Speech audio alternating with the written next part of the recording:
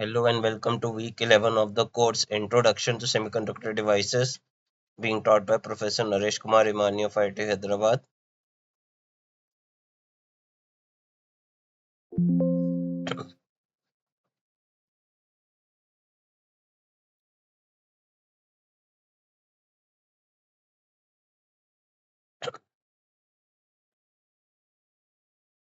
This is the live problem solving session. My name is Moin Goyal. I'm a research scholar at the Department of Electrical Engineering IIT Bombay.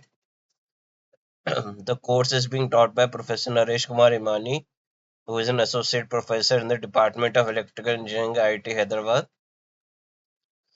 The plan for week 11 is optoelectronic devices in daily life, 3-5 semiconductors, direct and indirect band gaps, optical absorption, PIN photodetectors, solar cells, open circuit voltage and short circuit current.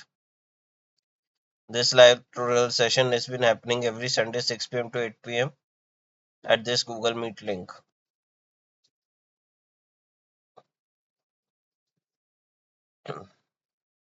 First, we will do a recap of the lecture using the lecture notes provided by the professor.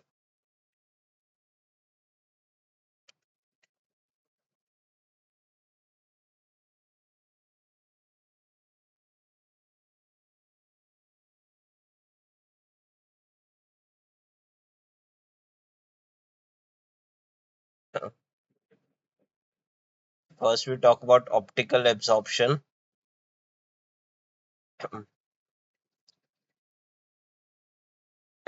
So, what is optical absorption? In optical absorption, when a light of energy h nu is shown on the semiconductor, if if the energy is less than the band gap, then nothing happens because the elect then nothing happens. If the energy is equal to band gap, then what will happen is the electron an electron from the valence band will go to the conduction band, and with it will leave a hole in the valence band and a excess electron in the conduction band. And this is being done by absorbing the one photon will be absorbed to for that. So this generates an electron hole pair or EHP, and the photon is destroyed as it's absorbed by the electron. Now if the energy is greater than the band gap of the semiconductor, then again one photon generates one electron hole pair, but but the electron is slightly deeper into the valence band and the generated electron is slightly higher in the conduction band, and they then fall back to the fall back to their highest occupied and lowest unoccupied states.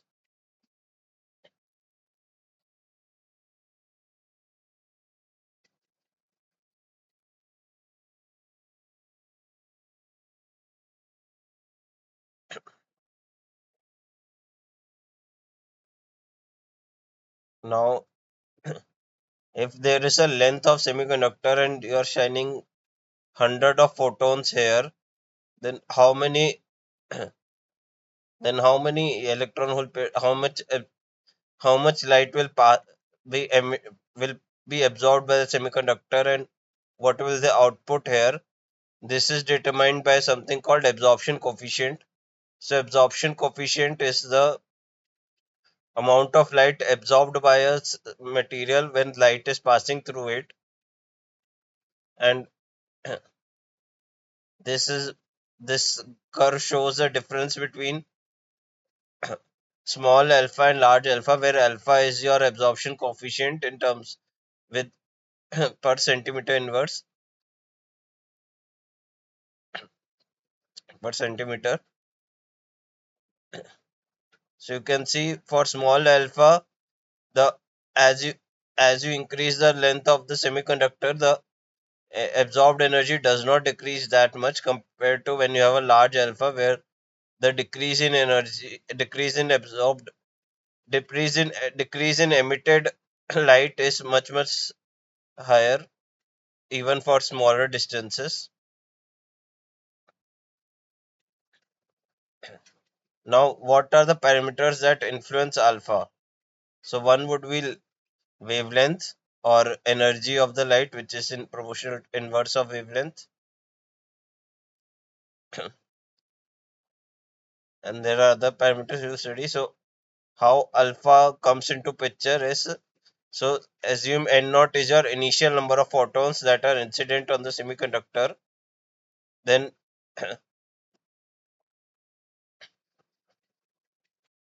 then you will calculate the change in the number of photons as dn by dx, which will be proportional to minus of n, or you can write dn by dx equals to minus alpha n.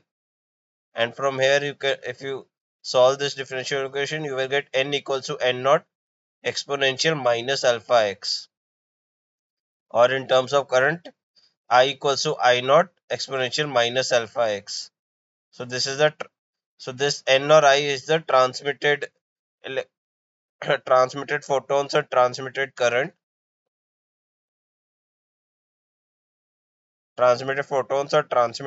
intensity, not current, intensity. Now, how absorption changes with respect to materials. So this is glass which has a band gap of 9 eV. So all the visible light all the visible light is has energy less than 9 eV. So they pass without absorption. So therefore glass you can see is transparent and colorless because it is not absorbing any of the visible light. Whereas if you have silicon, which has a band gap of 1.12 eV, so so here all the visible light has a higher energy, so all of that is getting absorbed, and that is why silicon is a completely opaque material, because it absorbs all of the photons falling on it. Now, if you take gallium phosphide, which has a band gap around 2 eV, so it absorbs the lower end of the visible spectrum, that is red, orange, and allows higher energy blue green to pass through. And that is why you can see here that gallium phosphide are orange colored, and they are semi transparent. And this is absorption coefficient with respect to wavelength of different materials. So you can see for silicon, you can see for all the materials absorption coefficient is becomes the lowest for for wavelengths that are higher than,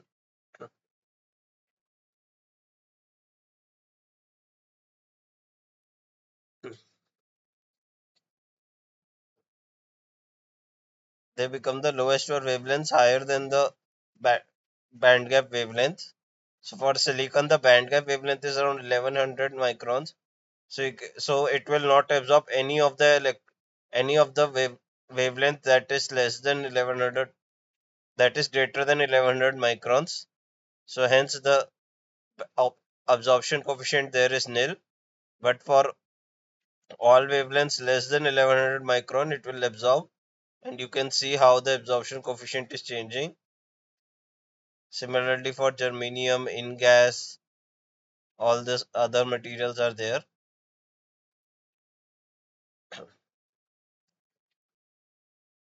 And this is the formula to convert photon energy to photon wavelength. That is 1 eV equals to 1.24 by lambda, where lambda is in micrometer. Or you can also write 1240 by lambda, where lambda is in nanometer. So if lambda is zero point 0.5 micron or 500 nanometer, the light, the photon energy would be 2.48 eV.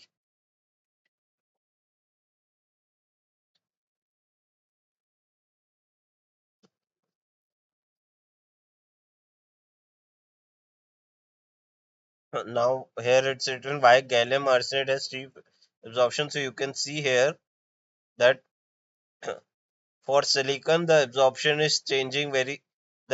coefficient is changing gradually, but for gallium arsenide, as soon as it reaches the band gap, the absorption coefficient increases sharply. And the reason for that is that gallium arsenide has a direct band gap, whereas silicon has an indirect band gap. So, due to the direct band gap, it is it is much more efficient in absorption of light at the band gap. As you can see here, direct and indirect band gap semiconductors. So, in direct band gap, both the highest occupied valence band and the lowest unoccupied conduction band are at the same momentum. So for for when a photon comes, the electron just has to move from here to here without changing any momentum, and that is why it is highly efficient transition. Whereas in indirect band gap, the lowest unoccupied conduction band and the highest occupied valence band are at different momentums. So for an electron to move from here to here, it has to change momentum, and and due to that, for momentum change, it has to generate a phonon, and due to that, this is not a very efficient absorption.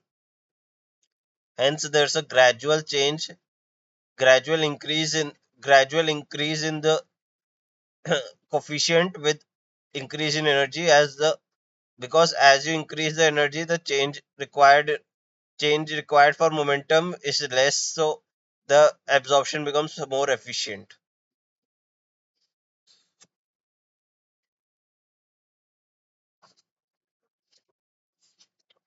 Example: calculate the thickness of a semiconductor that will absorb 90% of the incident photon energy, where alpha is equal to 10 per 2 per centimeter and 10 per 4 per centimeter at 500 nanometer.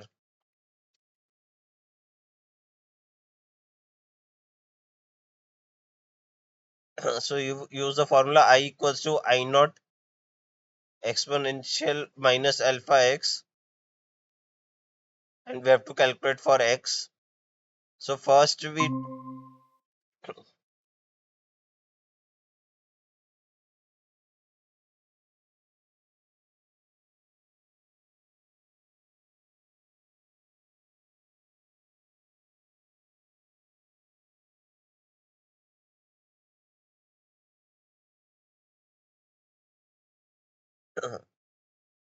first we calculate for alpha equals to 10 power 2. So I by I naught is given as, so there is 90% absorption, which means only 10% light is being transmitted. So I by I naught will be 10% or zero point 0.1, and alpha is 10 power 2 here. So the x, arrange it, x is equal to minus ln zero point 0.1 by 10 power 2. That comes out to be 0.023 centimeters or 20 or 23 microns. Now if you do alpha equals to 10 power 4, then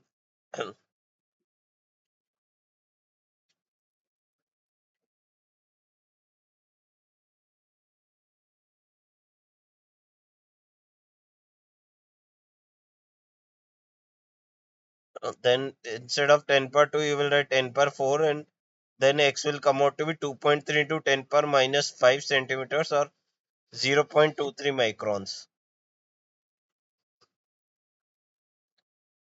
Calculate the generation rate of electron hole pairs given an incident intensity of photons.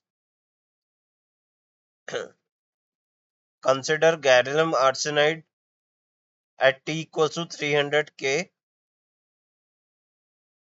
Assume the photon intensity at a particular point is I nu x equals to 0.05 watt per centimeter square at a wavelength of lambda equals to 0.75 micron. This intensity is typical of sunlight, for example.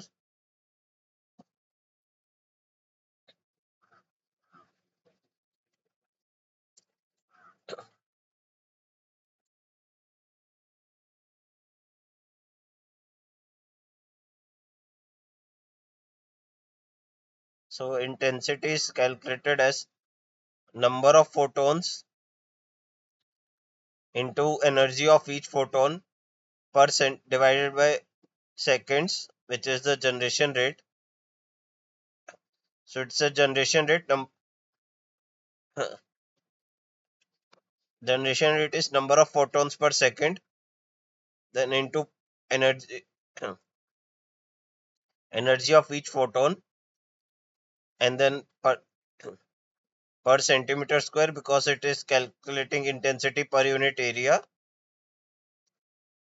So for lambda equals to 0.75 micron, you can calculate the energy in EV. It comes out to be around 1.64 EV.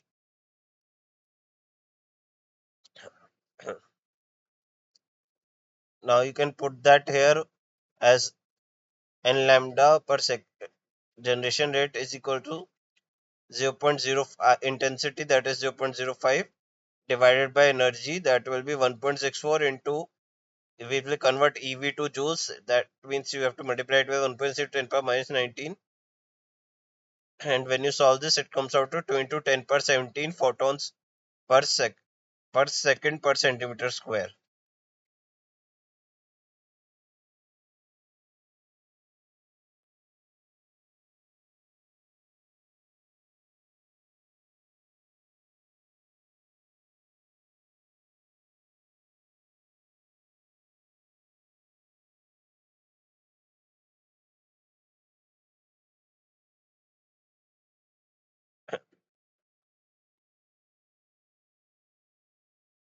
Now this is the generation rate of, this is the this is the rate of photons that are falling on the sample. From here we can so it is not necessary that all of the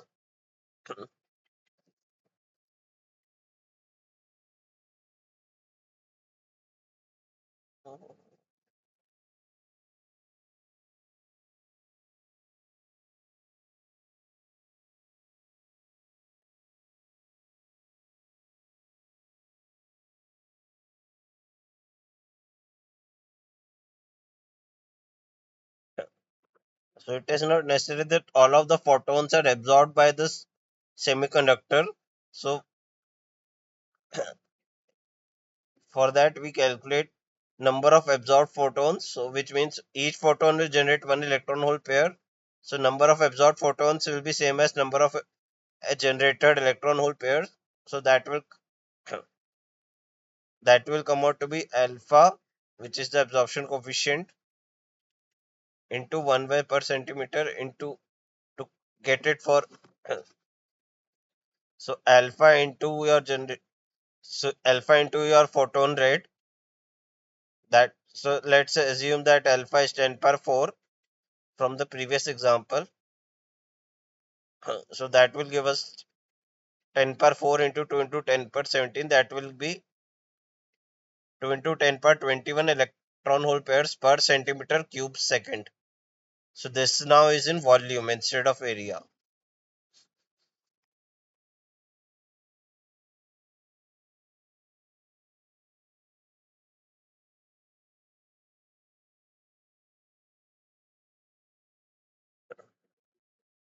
So now we come to solar cells.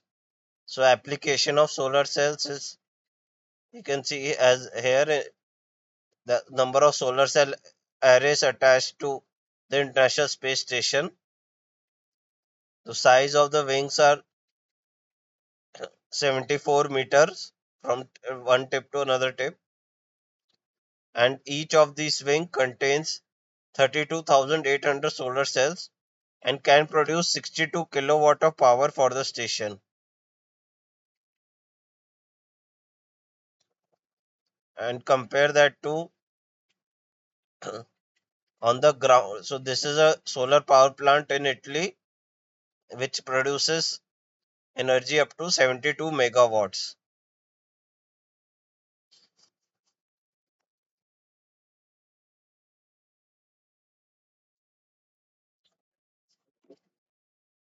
So first we come to solar spectrum. So this yellow curve is how the solar spectrum looks like at the top of the Earth's atmosphere. So you can see there's a huge amount of light in the visible. There's some amount of light in UV and some of the and a huge amount of light in infrared as well. But as the sun passes through our atmosphere, it gets absorbed, and so you can see due to due to ozone, all the solar light in UV in the deep UV is absorbed, and a lot of light in all invisible and other areas is also absorbed. And if you can see these, there are in infrared, you can see there are certain points where a lot of light is absorbed. These are called higher absorption bands, and they are due to different materials such as oxygen, water, carbon dioxide.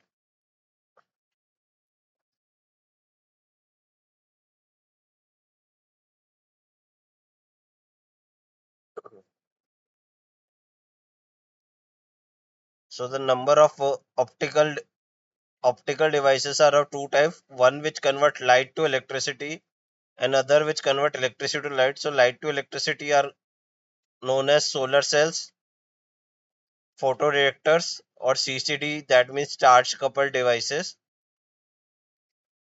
Electricity to light are light emitting diodes, LEDs, and lasers.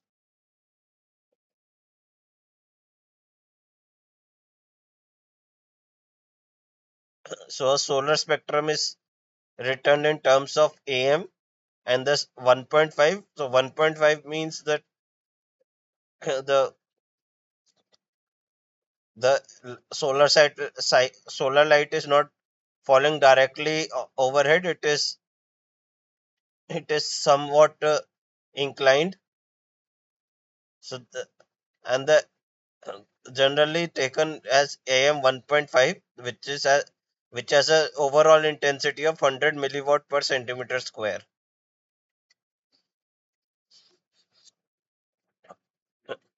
AM is known as air mass.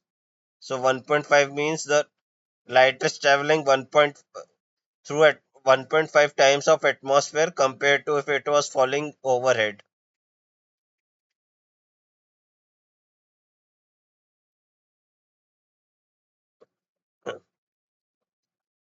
So the rate of falling of photons is called as photon flux. So solar cells are generally made from silicon, and as we know, the solar cells silicon can only absorb light of energy wavelength less than 1100 micron. So all this energy that is higher than 1100 micron is waste, and it can only absorb energy that is less than 1100 microns. And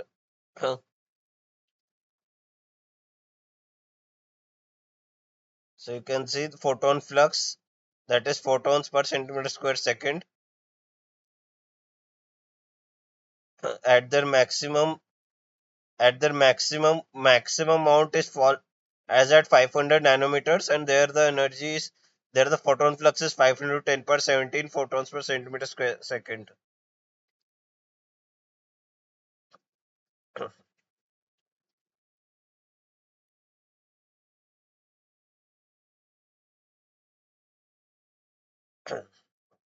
From here we can calculate spectral irradiance, which is in terms of watt per meter square per micrometer square.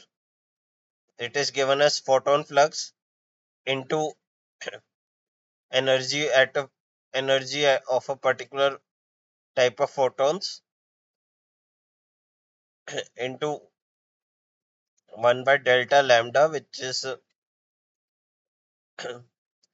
difference between two different types of photons.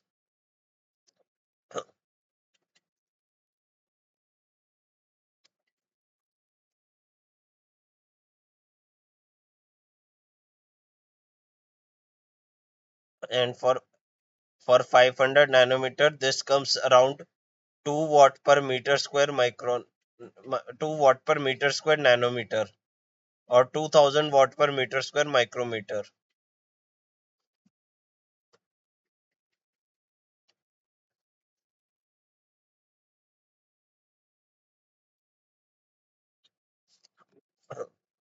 Next, we are talking about a, so a solar cell is generally a PN junction. So when light is incident on a PN junction,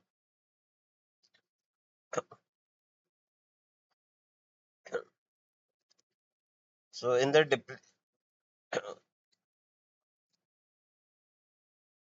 so what happens is that when electron hole pairs are generated, they in the depletion region they go towards the P and the N regions, and therefore they are not a- able to recombine.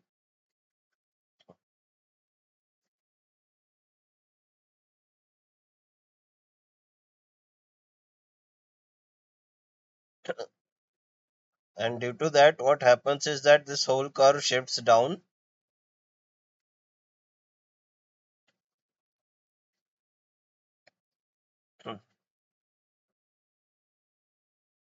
So you can see if I shine a 630 nanometer laser of 1 milliwatt power, then I can calculate the number of photons, which comes out to be around 10 per 15 photons per second. Now, drift current is calculated as Ne mu and into electric field. So that comes around for n for 10 per 15 photons, n becomes 10 per 15. So if each photon is generating one electron hole pair, then n will be 10 per 15. You put everything here, it comes in terms of milliamperes per centimeter square. So it was earlier in terms of earlier it was in terms of nanoamperes per centimeter square. Now it becomes milliampere per centimeter square, which is a huge shift.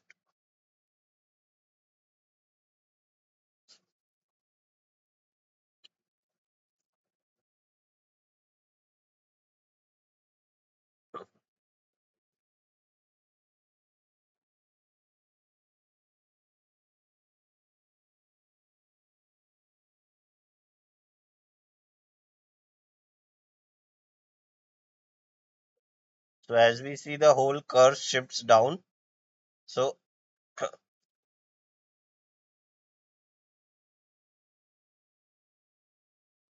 so we can divide it in four quadrants.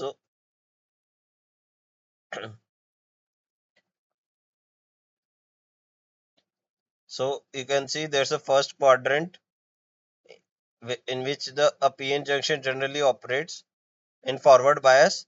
There's a third quadrant in which a PN junction operates in the reverse bias. And in both cases, the power is positive because the power is being applied to the PN diode.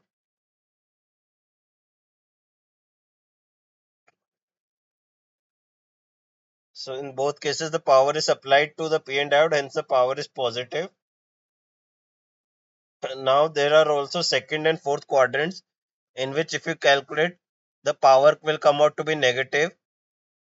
And so a solar cell operates in the fourth quadrant where the voltage is positive but the current is negative, and that results in the power being negative.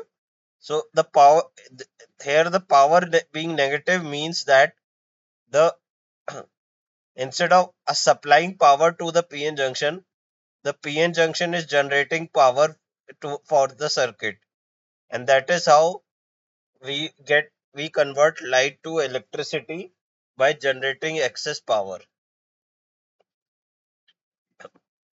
So this is our forward bias curve.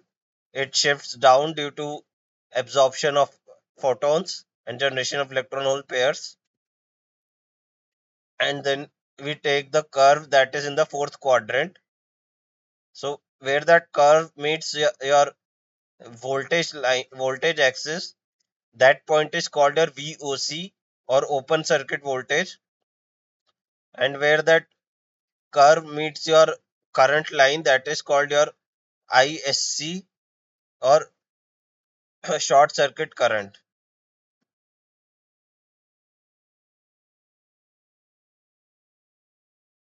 And to calculate power, you multiply current and voltage at each points, and you will get a curve like this. So you can see, so there's no at the current line, there's no power, there's no voltage, therefore current power is zero. At the VOC point, there's no current, hence power is zero. So at some point in the middle, you get a maximum power point. That point is called your VM and IM. The current and the voltage and current at that point are called VM and IM. That is V max, I max, maximum power point.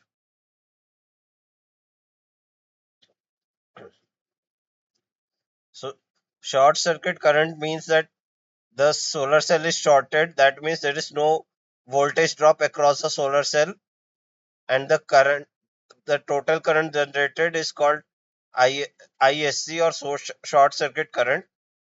Open circuit voltage means that there is no current flowing through the circuit.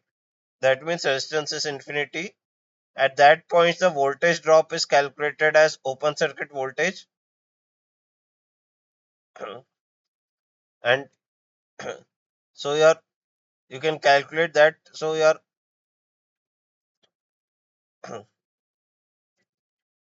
so there are two types of currents.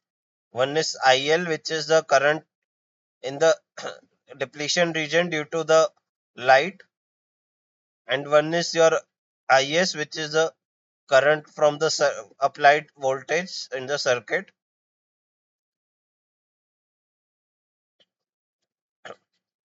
So at zero voltage, there is no voltage being supplied. So all the current is through because of the incident light. So your short circuit current gives the light that gives the current that is due to the incident light. Similarly, for when there is an open circuit, the total current is zero. So your incident light current is equal to the current due to the applied voltage. So if you can equate that, and then when calculate your open circuit voltage as KT by Q ln 1 plus IL by IS,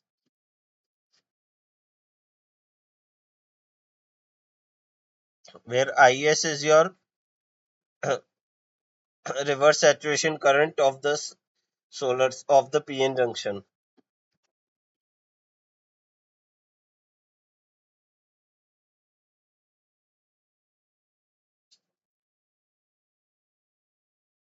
You can also calculate the maximum point at which your power is maximum. So your total current is minus IL plus IS exponential QV by KT minus 1, and power is calculated as I total into voltage. So at maximum power point, your dP by dV will be equal to 0 because of maxima. So if you calculate your dP by dV, that comes out to be minus IL minus IS plus IS exponential QV by KT plus ISV exponential QV by KT into QKT. and equate it to 0. You put everything and you get 1 plus IL by IS equal to exponential QV by KT into 1 plus QV by KT. So from here you can calculate your point at which your power is maximum. The voltage and current at which your power is maximum. Next we have something called fill factor.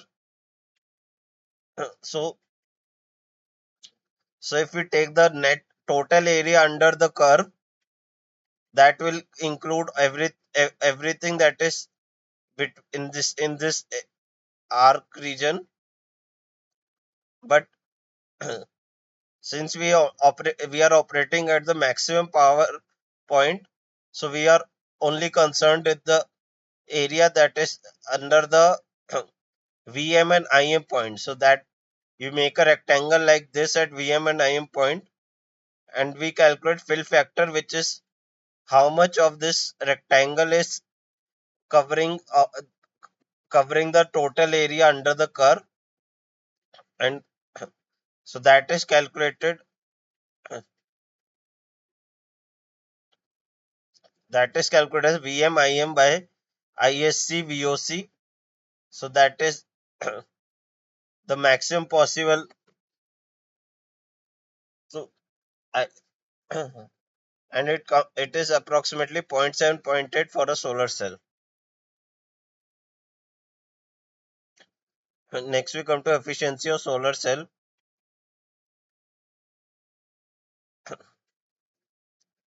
So as we know, current only a wavelength below 1.1 micron will be absorbed. So these are only the photons that will generate electron hole pairs.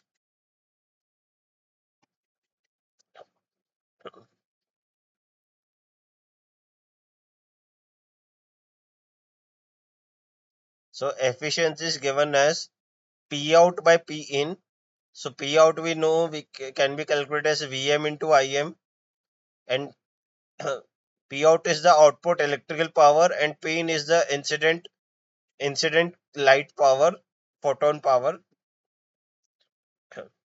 So efficiency is P out by P in, that is VM IM by P in, or you can also instead of VM IM you can also write VOC ISC into fill factor.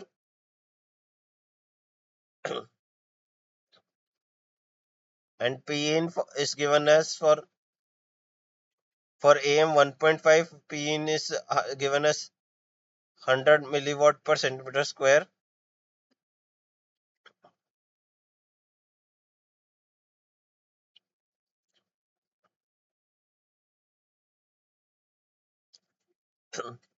So if you want to increase your efficiency,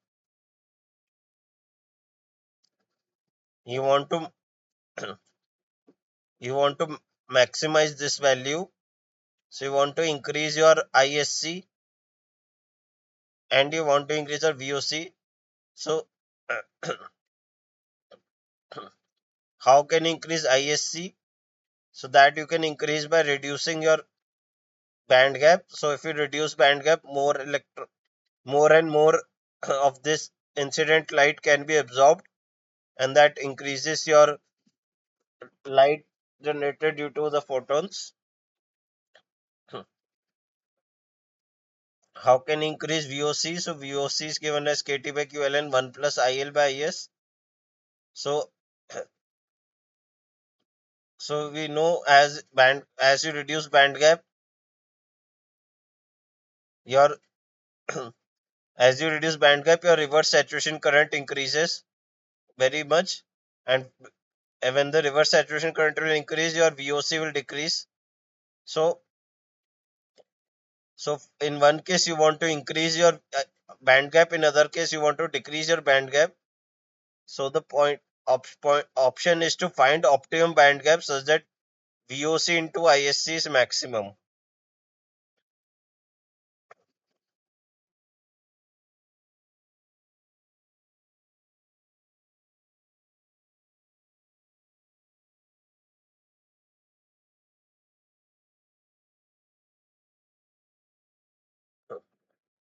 So here you can see efficiency and band gap. So so this is ideal solar cell efficiency at T equals to 300 K for C equals to 1 sun and for C equals to 1000 sun concentrations as a function of band gap energy. So this is 1 sun concentration and 1000 sun concentration. So you can see the for 1 sun concentration the optimal band gap is around 1. 1.3, 1.2, 1. Is around 1.4 eV, which corresponds to gallium arsenide. And for thousands in concentration, the optimal band gaps come around 1.1 eV, which correspond to your silicon, which corresponds nearby your silicon band gap.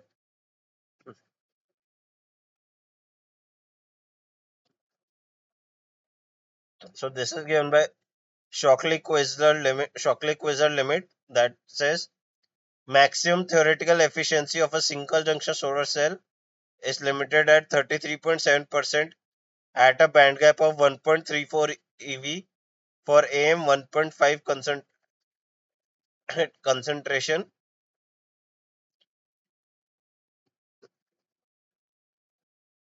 Silicon has a less favorable band gap of 1.12 eV, which gives a theoretical maximum of 32%. But modern commercial solar cells have efficiency of 24%, and this is lower than 32% due to reflection loss as well as metal wires which are used for contacts as well as series or shunt resistances in the circuit, etc.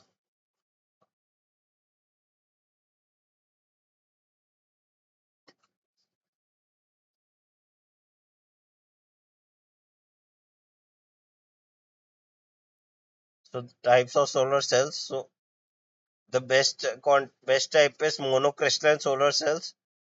They have the highest efficiency, but they also have the highest cost in the due to the difficult manufacture. Next is polycrystalline silicon, which have slightly lower cost per module, and they generally have lower efficiency, but due to very fast research in this field, they are catching up in efficiency.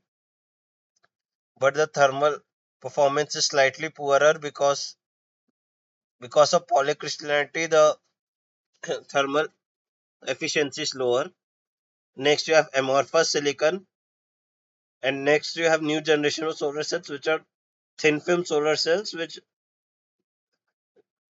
use different type of semiconductors such as cadmium telluride, cadmium indium or gallium selenide, organic solar cells, perovskite solar cells.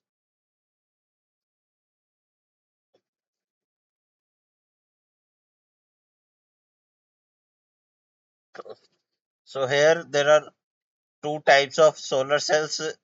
Their their parameters are given.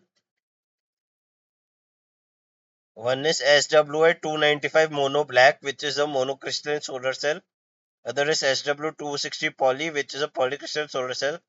So you can see here the efficiency per module is here 17.59%, whereas the efficiency per module here is 15.51%. So a difference of 2% is there.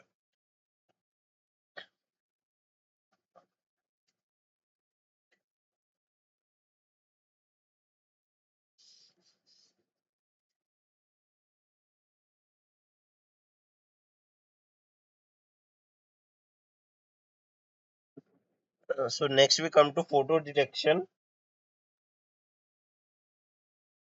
with respect to human eye.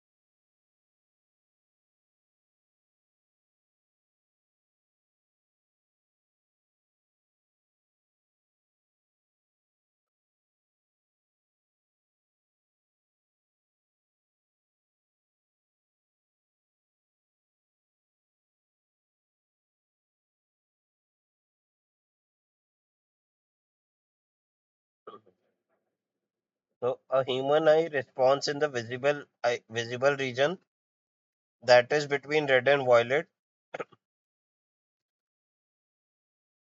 So the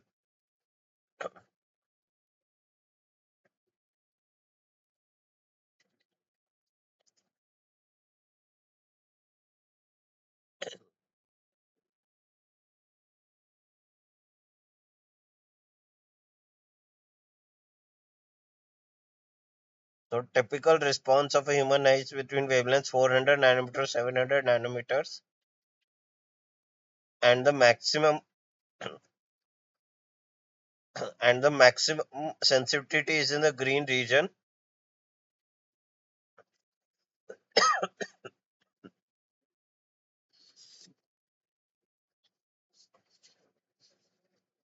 So what are photoconductive detectors?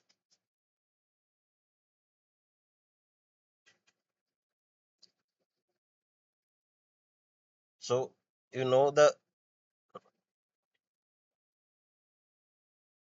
total current is given by the current in the circuit plus the current due to light. So the which would be sigma naught plus delta sigma into E. So sigma naught is calculated using Q mu n n naught plus Q mu p p naught, and delta sigma will be calculated as Q delta p mu n plus mu p. So that you can calculate here. The current due to light is Q delta p mu n plus mu p into electric field. So delta p can be converted into generation rate into time constant, that is GL into tau p, and the electric field can be calculated from the applied voltage divided by the length of the semiconductor, which comes out to be around 10 power 2 volt per centimeter. In this case, is this example, generation rate is given as around 10 power 20 per centimeter cube seconds, and tau p is assumed to be 10 microseconds. So you can here if you do that, the light light current comes out to be around 10 power 2 ampere per centimeter square. So for a good photoconductive detector, you need small thickness so that your electric field is higher. You need large tau p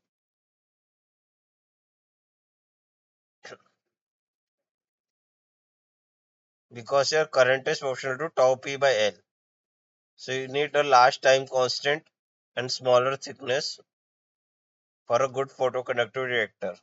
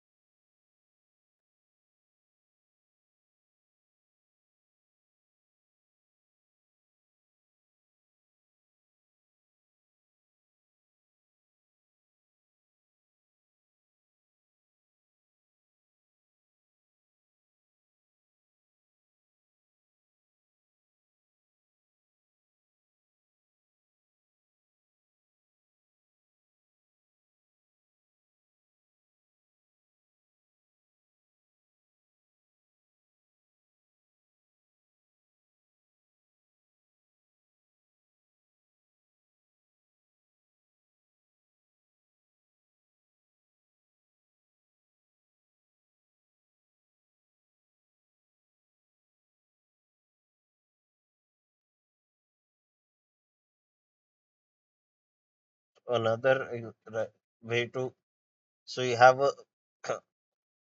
so you have depletion width, you have your N type region and your P type region.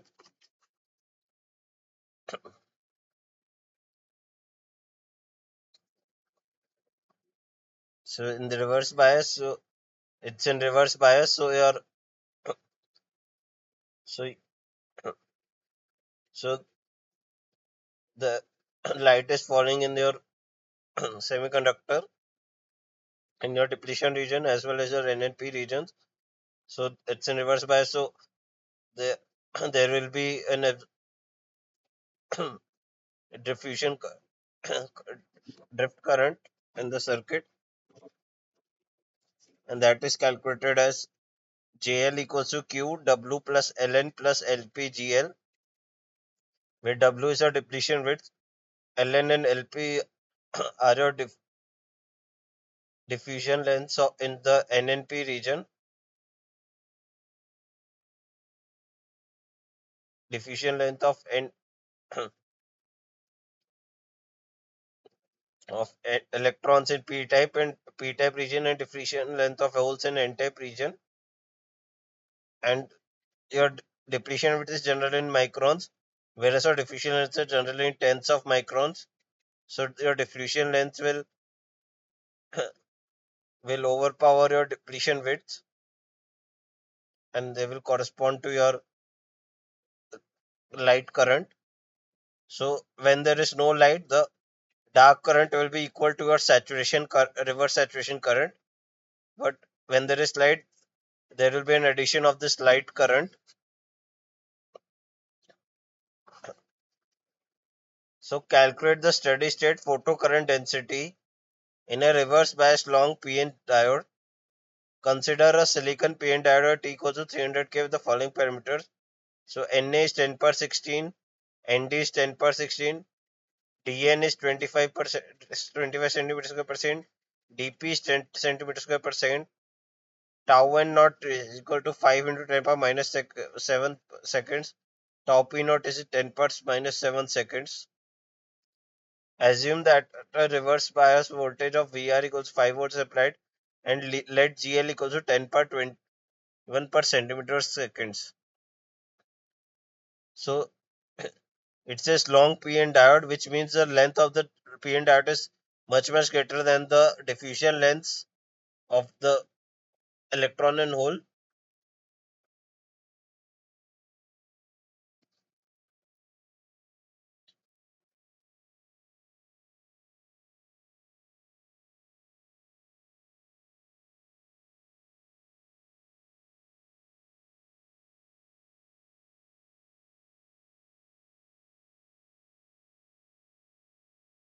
So you know the photocurrent density will be given as Q into W plus Ln plus Lp into GL.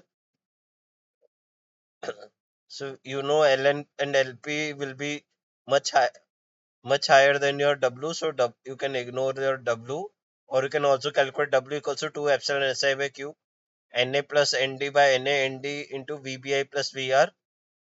If you calculate everything here and you solve it, you will get W around 1 micron, or you can, whereas Ln and Lp, if you calculate, they will be much higher. So,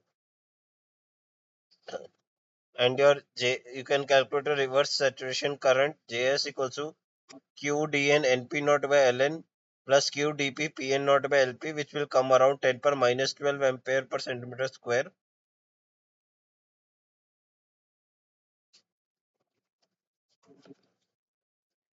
So how can you improve the response of a photoreactor? So instead of a PN diode, you can use a PIN diode. So the PIN diode increases your neutral region between the P and N regions.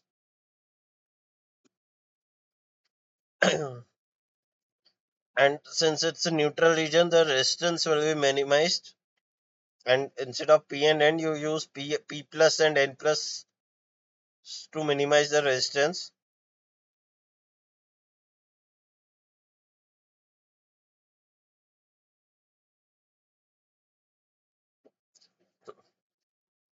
So you make a very small P plus region and a large N plus region, and the light is shown through the P plus region into your intrinsic region, very large intrinsic region, where the current is absorbed into as phi of x equals to phi naught exponential minus alpha x. So when you solve here, your GL comes out to be Q integration of GL of x dx, which comes out to be Q I naught 1 minus exponential minus alpha W, where W is your length of this intrinsic region. And if you solve here, it will come out to be almost ampere per centimeter square compared to milliampere per centimeter square for a PN diode, and the dark current would be in 10 per minus 12 ampere per centimeter square. So you can see your light current versus dark current is ratio is very high. That is called your signal to noise ratio. So you have improved your signal to noise ratio very much here. So this question is calculate the photocurrent density in PN diode. Consider silicon PN diode with the intrinsic region width of 20 microns. Assume that photon flux is 10 per 17 per centimeter square second. That is option quotient is W alpha equals to 10 per 3 per centimeter. So phi naught is 10 per 17 per centimeter square second. So GL you can calculate as alpha into your phi naught, which comes out to be 10 per 20 per centimeter cube second. And JL is known as Q phi naught 1 minus exponential minus alpha W. So you can, if you solve it, it comes in ampere per centimeter square, which is very large. Next, we have something known as avalanche photodiode.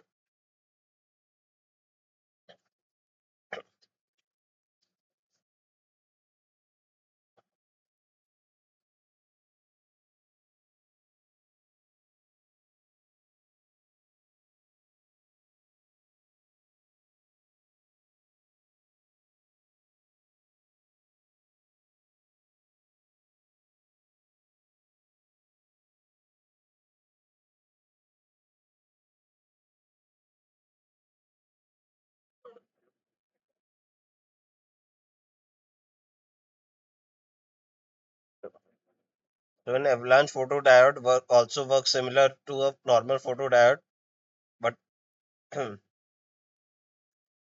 what happens is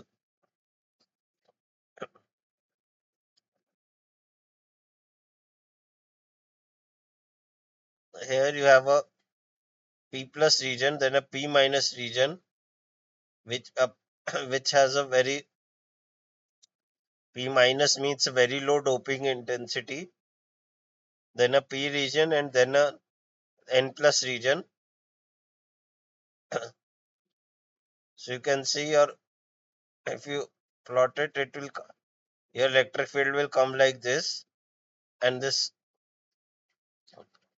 so that results in a very sharp and very small depletion width.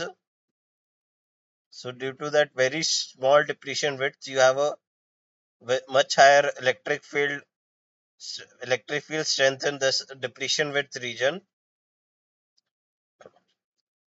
and due to that very high electric field, even a small amount of current, small amount of light results in a very huge amount of electron hole pair generation, and very huge amount of current change, which is known as the avalanche, because the current change is is multiplied with itself to result in a very high multiplication. So one photon, instead of generating one electron hole pair, here it generates multiple electron hole pairs.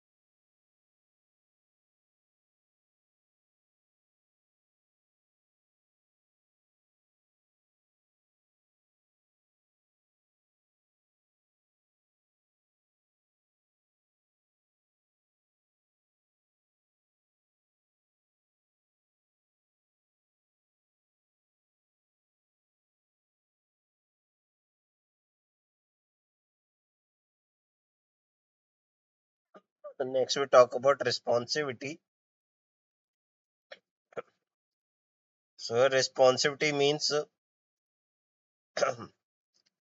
the amount of current, the change in current per unit power of the incident light.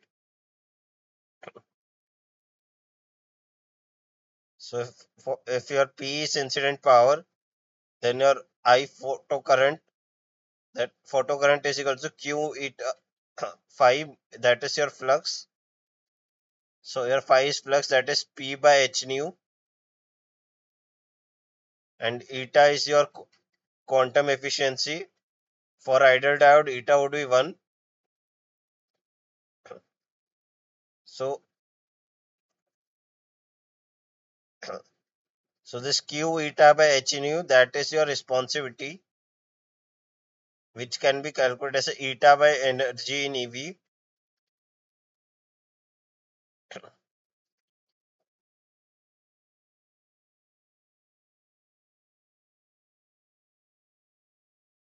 So responsivity comes out to be eta by 1.24 lambda into lambda, where lambda is in microns here.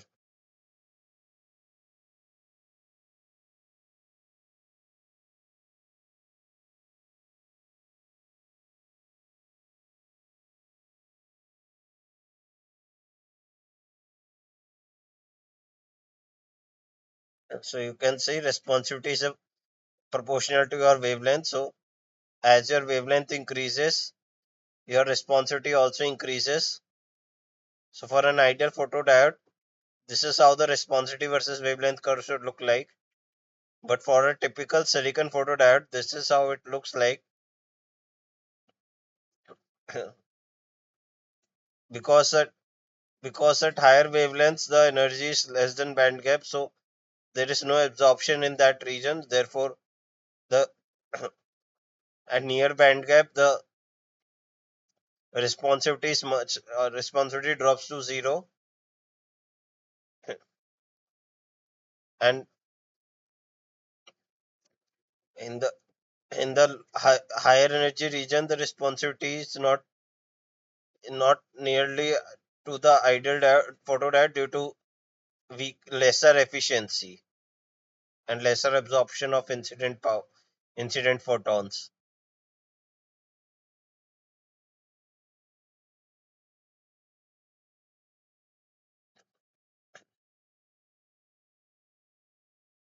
So you can see here for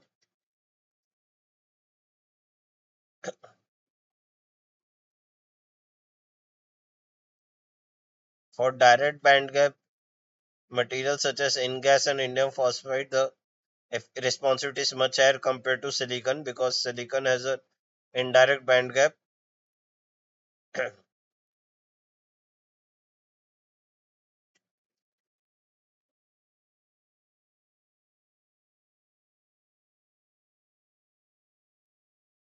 So this is gold InGas, which is a dash Schottky diode. So instead of PN diode, it's a Schottky diode.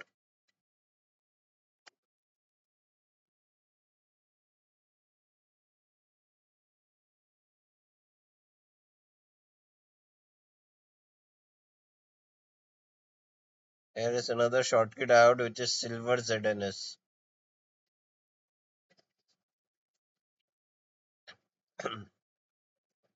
So what are the practical considerations in manufacture of a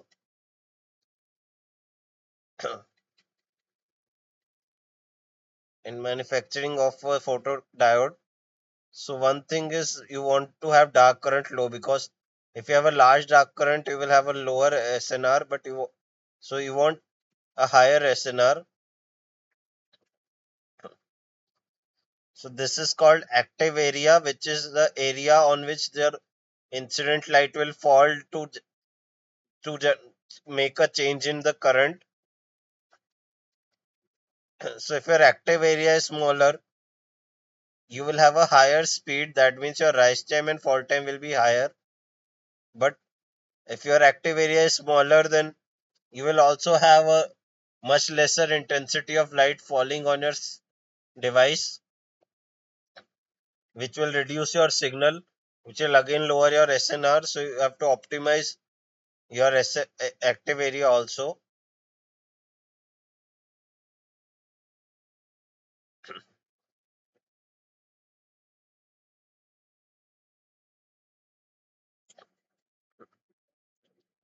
So you can see here different materials for silicon. The dark current is low and it is a high speed material. High speed, that means it has a faster rise time and fall time. The spectral range is visible to NIR and it has low cost because of highly efficient manufacturing.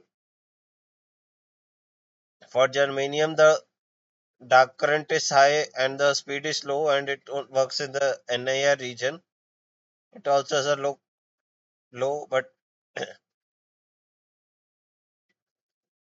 gallium phosphide is low. It works in UV to visible region with high speed and moderate cost, and similarly others.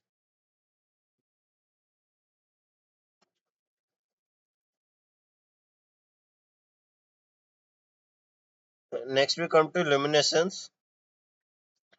We will study more about in the next class. So, luminescence is when you have generated electron hole pairs in your valence band and conduction band, and they combine together. So an electron falls from the excited state to ground state, that is from conduction band to valence band, and due to this loss in energy is emitted in form of a photon, and this is called. So there can be two forms. So it's one is non-radiative and one is radiative. So non-radiative, the excess energy is emitted in terms of heat. In radiative energy, it is emitted in terms of photons, and that is called luminescence.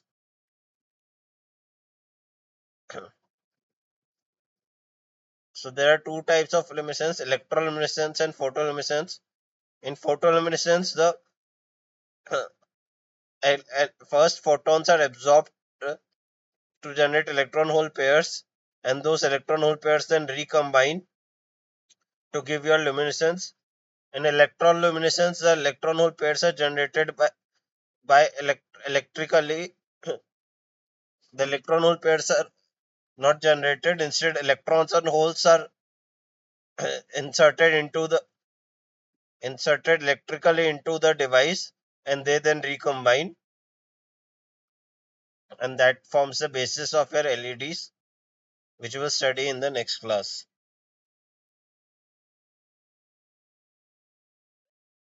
Now we come back to our PPT. Now we'll do some practice questions. So first question: two beams of light with same initial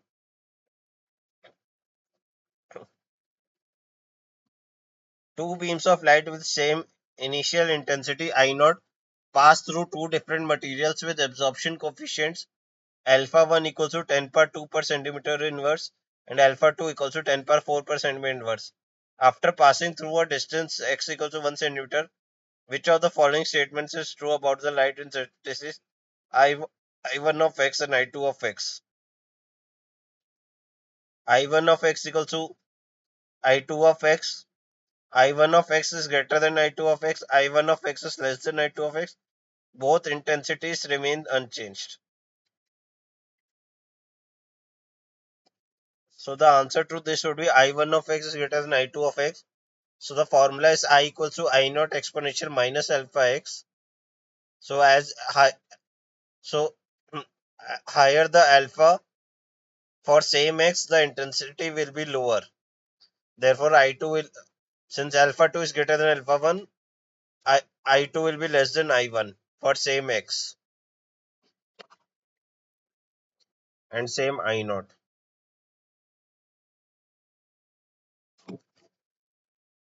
Consider gallium arsenide as T equals to 300 K.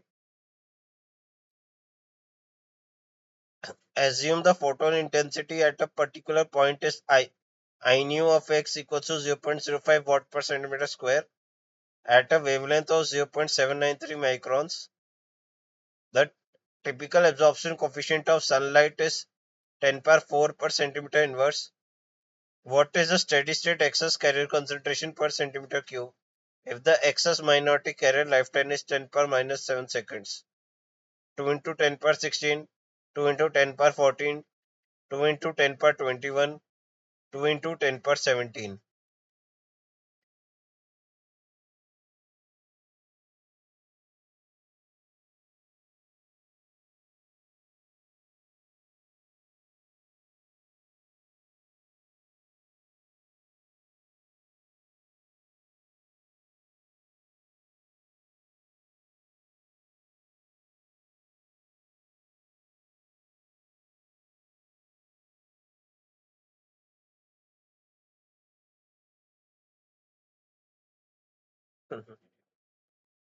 So the answer would be 2 into 10 per 14.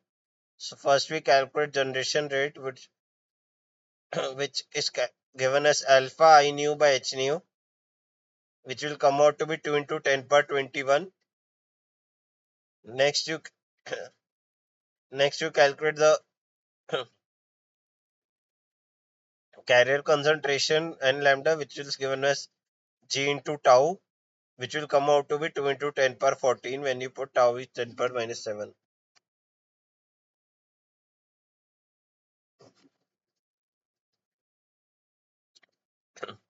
A single solar cell with maximum solar efficiency of 12.5% produces a voltage of 1 volt and maximum current 2 amperes.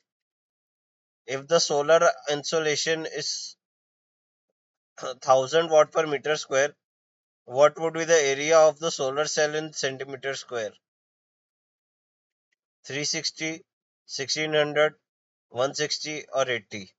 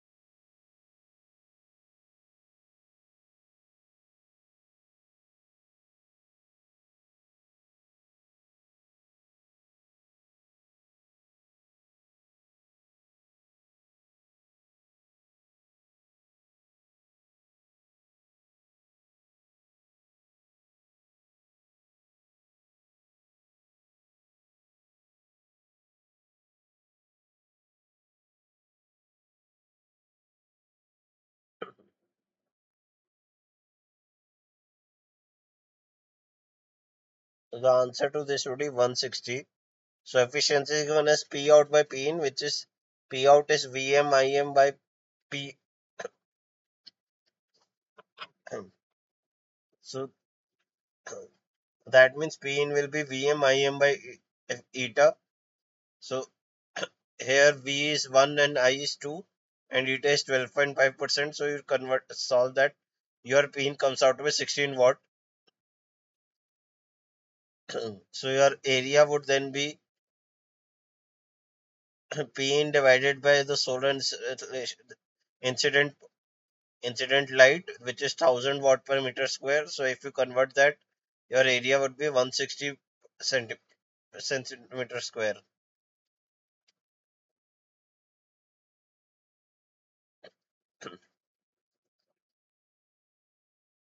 A photodiode has a responsivity of 0.5 ampere per watt at 850 nanometer. Find the percent efficiency of the detector.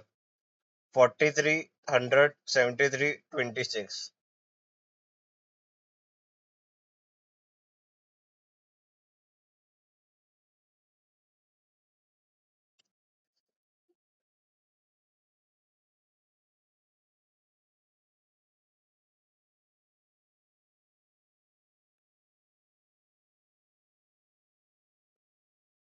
So the answer would be 73. So we studied the responsivity formula is equal to eta lambda by 1.24.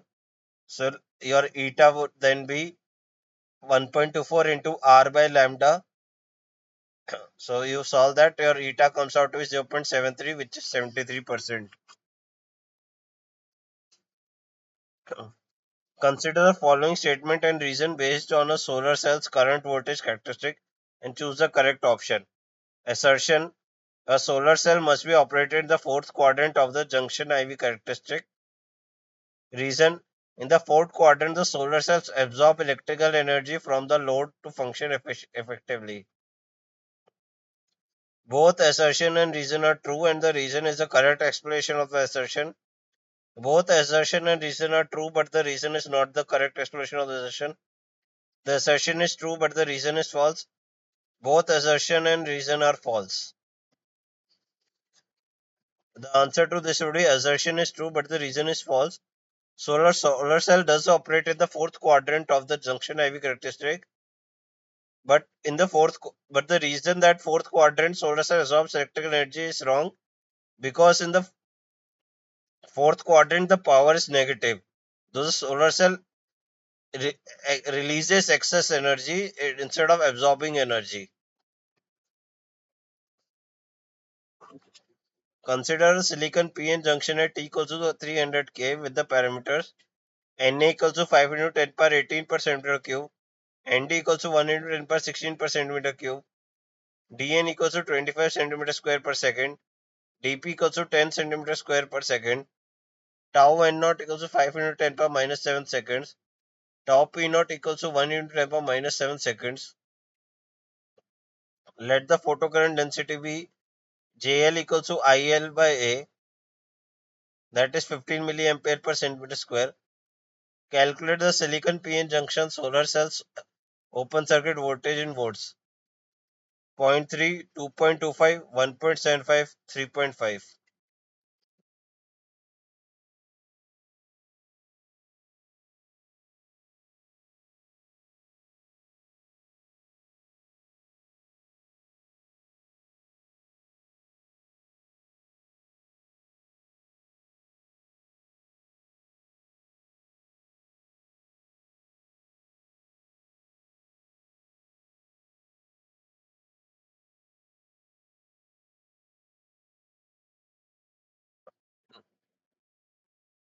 So the answer to this is 0.3. So we know VOC is calculated as KT by Q ln GL by J naught plus 1, where JL is IL by A and J naught is Q Ni square dN by NaLN plus dP by NaLP, and La equals to square root of dN tau n and Lp equals to square root of dP tau p. So you put all of these in, you have everything in the question, you put all that here, and your VOC will come out to be 0.3 volts. Consider two silicon PIN diodes A and B with identical intrinsic region width of W equals to 20 microns. Assume that the photon flux is 10 per 17 per centimeter square second. Calculate the ratio of photocurrent densities in milliampere per centimeter square photodiodes A and B. If the absorption coefficients are alpha equals to 10 per 3 per centimeter cube and alpha B equals to 10 per 2 per centimeter cube respectively. 2.5, 3.8, 4.8, 6.1.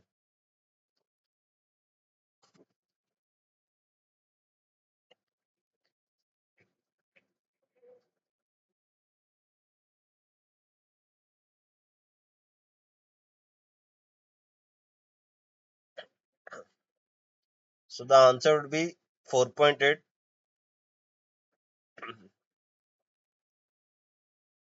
So J is proportional to 5, 1 minus e power minus alpha W.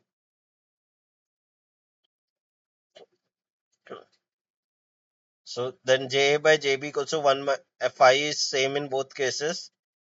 So 1 minus e power minus alpha W and 1 minus e power minus alpha BW. So W equals to 20 microns and alpha is 10 per 3 per centimeter and 10 per 2 per centimeter. So you put there, it comes,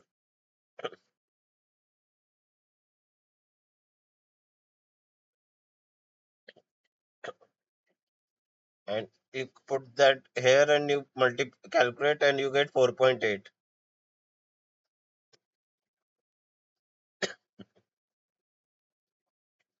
Identify the correct schematic that illustrates the steady state photo-induced minority carrier concentration and photocurrents in a long reverse bias PN junction. The diagram shows PN naught, NP naught, which are minority carrier concentrations at equilibrium, JN1, JP1, which are minority carrier diffusion current densities, JL1, which is space charge region photocurrent, and JL, which is total photocurrent density.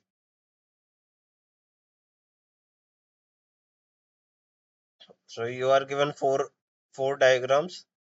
We have to identify the correct diagram.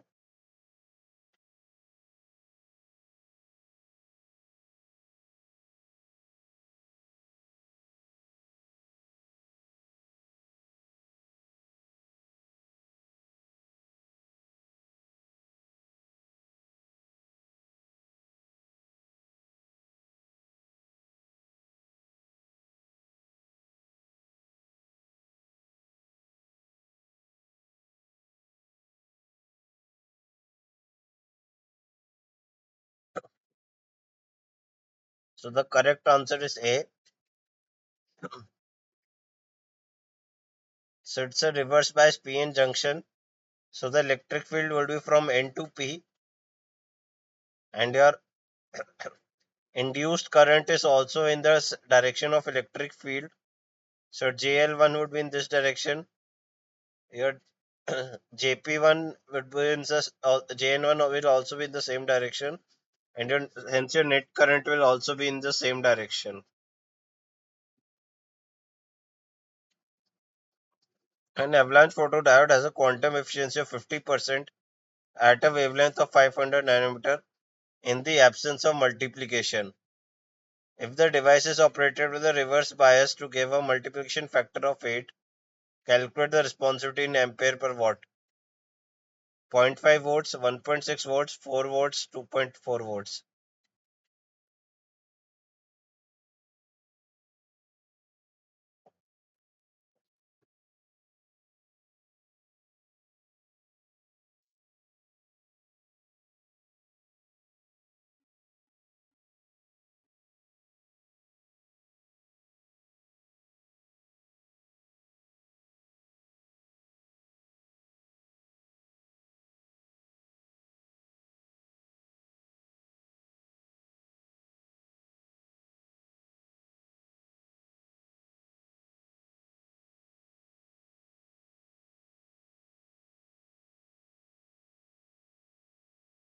The answer would be 1.6 volts. So the responsivity is given as m into eta into q lambda by hc.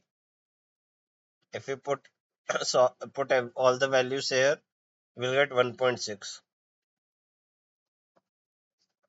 The photocurrent of a PN junction diode solar cell is 1 milliamperes. The voltage corresponding to its maximum power point is 0.3 volts. If the thermal voltage Vt is 30 millivolts, the reverse saturation current of the diode ISC in nanoamperes is 4.13, 2.25, 1.75, 3.5.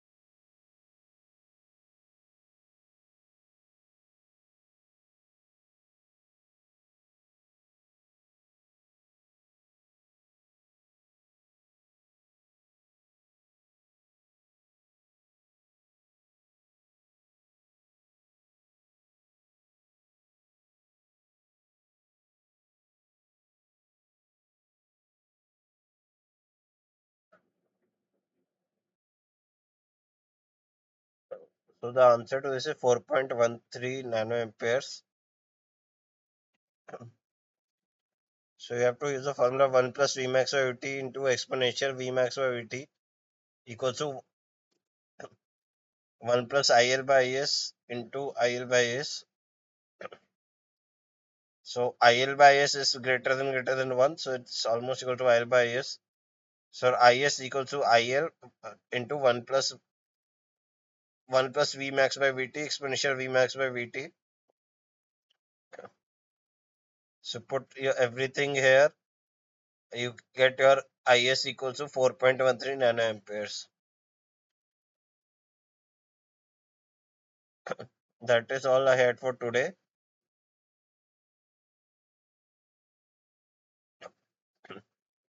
Thank you for attending.